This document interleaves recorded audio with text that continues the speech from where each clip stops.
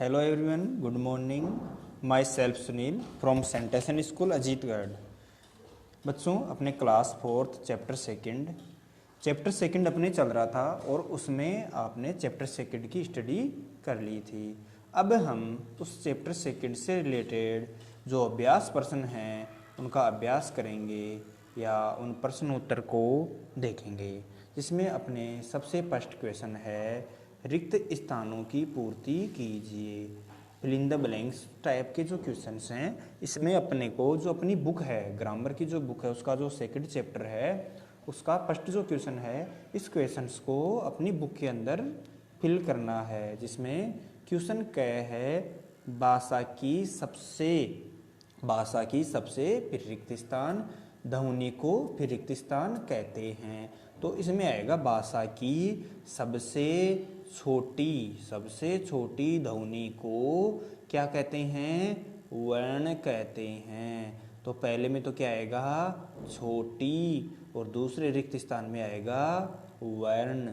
तो पहला प्रश्न में आपका आंसर है भाषा की सबसे छोटी ध्वनि को वर्ण कहते हैं।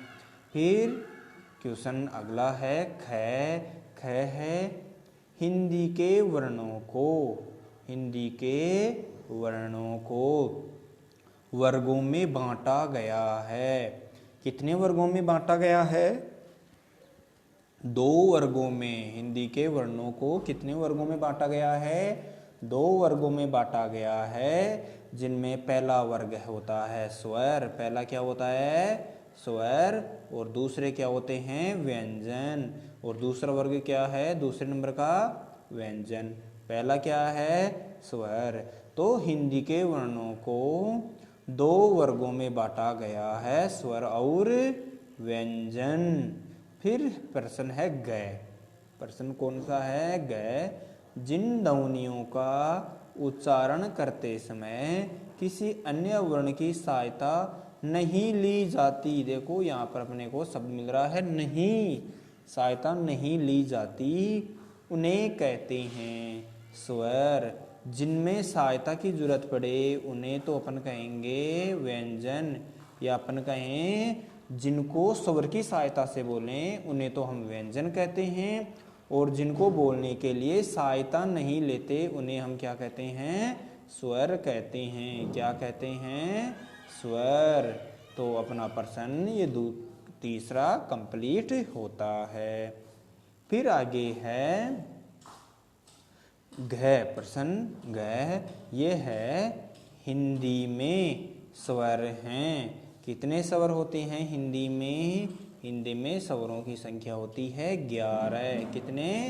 11। हिंदी में स्वरों की संख्या 11, जिनमें से होते हैं ए, आ, ई, ऊ, और री। ये हिंदी में कितने स्वर हैं? 11 स्वर हैं। तो ये हिंदी के स्वर हो गए। आगे है हिंदी में आपको पता हो तो मैं बताऊं, हिंदी में व्यंजन कितने होते हैं? 33। कितने व्यंजन होते हैं? 33। और स्वर कितने होते हैं? 11। कितने होते हैं? 11 है। आगे प्रश्न है वर्णों के व्यवस्थित समूह को कहते हैं। क्या कहते हैं वर्णों के व्यवस्थित समूह को? वर्णमाला। क्या कहते हैं? वर्णमाला। आगे प्रश्न है सभी व्यंजनों में की ध्वनि मिली होती है। किसकी ध्वनि मिली होती है व्यंजनों में? आपको पता है व्यंजन हमेशा स्वरों की सहायता से बोले जाते हैं। किसकी सहायता से बोले जाते हैं? स्वरों की सहायता से। अब सभी व्यंजन, यदि व्यंजन हैं उनके यदि कोई मात्रा नहीं है तो उनमें ध्वनि मिली होगी ए की। किसकी? ए की। जैसे कै, कैसे बोलता है? कै। तो ये ए की ध्वनि उसमें मिली होती है, और कै प्लस कै जो होता है वो बनता है कै प्लस ऐसे, कै आधा और ए पूरा। तो सभी व्यंजनों में किसकी ध्वनि होती है? ए की ध्वनि होती है। तो इस प्रश्न का आंसर क्या हो गया? ए। अब आगे प्रश्न नंबर 2। क्वेश्चन नंबर 2 है, ये है सही उत्तर पर सही का निशान लगाइए। क्या करना है? सही उत्तर के ऊपर सही का निशान लगाना है। प्रश्न पढ़ना है और सही उत्तर का निशान लगाना है। व्यंजनों का उच्चारण करते समय, व्यंजनों का जब हम उच्चारण करते हैं तो की सहायता ली जाती है। अभी बताया था व्यंजन बोलने के लिए हमें स्वरों की सहायता की जरूरत पड़ती है। तो व्यंजनों का उच्चारण करते समय किसकी सहायता लेते हैं? स्वरों की सहायता लेते हैं। फिर आगे प्रश्न है छ, त्र, ग और श्र, ये क्या कहलाते हैं? इनको क्या कहते हैं? आपके आया था पाठ में कि हिंदी में संयुक्त वर्ण होते हैं जिन्हें हम संयुक्ताक्षर भी कहते हैं। क्या कहते हैं? संयुक्ताक्षर। और ये जो वर्ण होते हैं ये दो वर्णों से मिलकर के बने होते हैं, इसलिए इन्हें हम क्या कहते हैं? संयुक्ताक्षर। तो इसमें छ, त्र, ग और श्र ये क्या हैं? संयुक्ताक्षर। क्या हैं? संयुक्ताक्षर।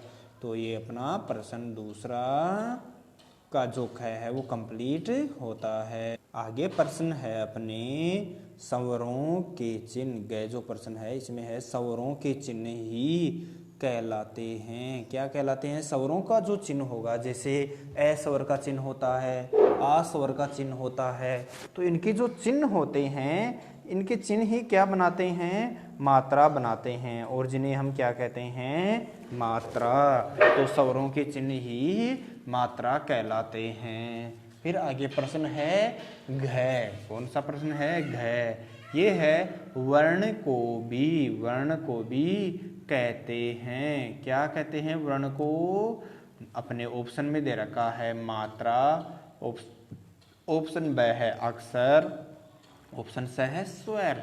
तो वर्ण को हम क्या कहते हैं? अक्षर कहते हैं। और वर्णों को दो भागों में बांटा जाता है, स्वर और व्यंजन। फिर आगे प्रश्न है अनुनासिक का चिन्ह है। अनुनासिक का चिन्ह है। अब देखो चिन्ह में दे रखा है, एक चिन्ह ये दे रखा है, दूसरा चिन्ह ये दे रखा है और तीसरा चिन्ह ये दे रखा है। आप जानते हैं अनुनासिक जिसमें से नाक से और मुंह से दोनों से क्या होता है? ध्वनि निकलती है, तो उसे हम बोलते हैं अनुनासिक। और वो होते हैं अनुनासिक के अंदर ये वाला आंसर आएगा। कौन सा आएगा? ये स वाला आंसर आएगा। तो अनुनासिक का चिन्ह हो गया ये स ऑप्शन में जो है चंद्र बिंदु ये वाला। अब आगे है अपने प्रश्न रिक्त स्थानों में ड अथवा ढ भरिए। ड तथा ढ, इसको ऐसे बोलते हैं ड तथा ड।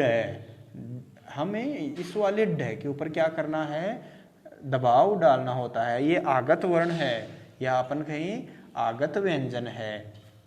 अब इनका यूज कहाँ पे करते हैं? आपको जब पढ़ाया गया था तो उसमें बताया गया था इस ड का यूज करते हैं जब हम शब्द की शुरुआत करते हैं। क्या करते हैं?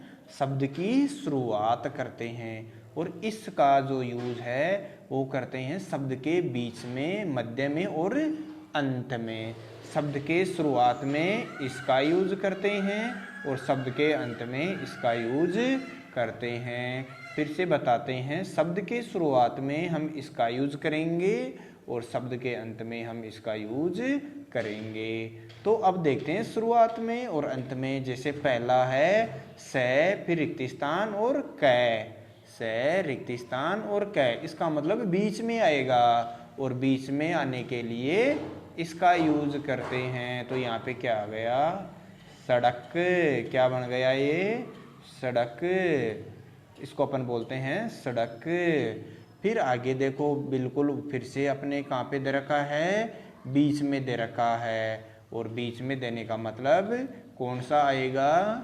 ये वाला आएगा। और फिर यहाँ पे क्या बन गया? लड़ाई। क्या बन गया? लड़ाई। ये लड़ाई यहाँ पर आ गया। फिर है शब्द में, ये अंत में है, क्या आएगा?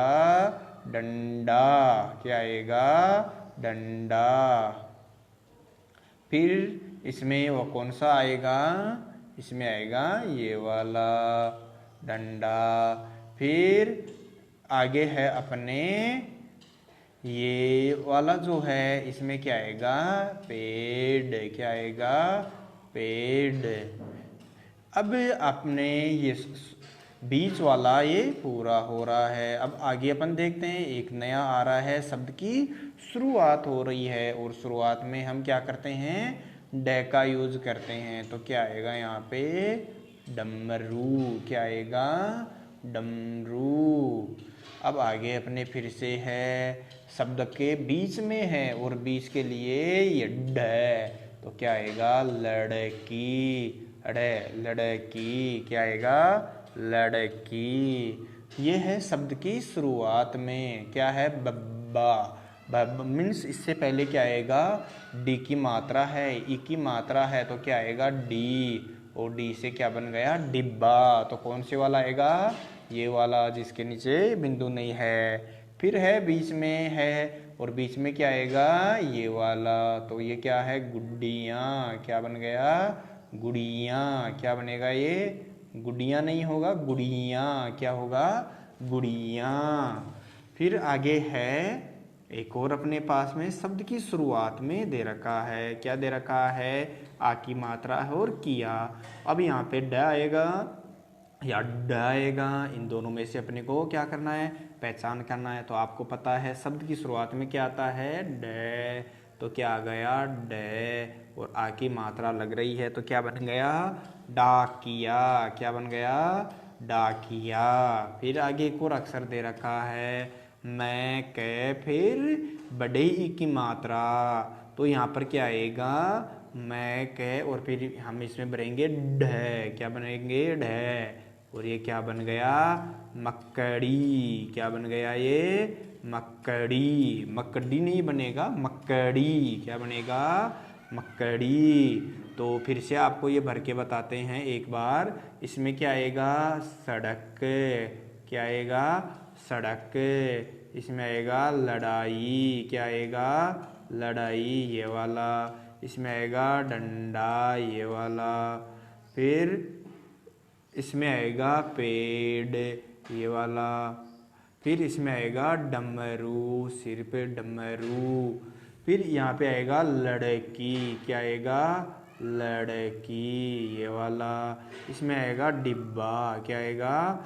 डिब्बा। इसमें नीचे बिंदी नहीं आएगी। इसमें आएगा गुड़ियाँ। क्या आएगा? गुड़ियाँ। नीचे बिंदी आएगी, गुड़ियाँ। इसमें आएगा डाकिया, नीचे बिंदी आएगी। इसमें क्या आएगी? शुरुआत में होने के कारण इसमें क्या आएगी? नीचे बिंदी आएगी। और ये है मक्कड़ी। क्या है? मक्कड़ी। और इसके नीचे बिंदी आएगी, मक्कड़ी। मक्कड़ी, मकड़ी नहीं होता, मक्कड़ी। तो बच्चों, हमने इस पार्ट में शुरुआत के जो 3 प्रश्न हैं, जो 3 अभ्यास प्रश्न हैं, उनको रिवीजन किया है या उनको हमने भरा है। अब हम अगले वीडियो जो पार्ट आएगा, उस वीडियो पार्ट में आगे के जो प्रश्न हैं उनको करेंगे।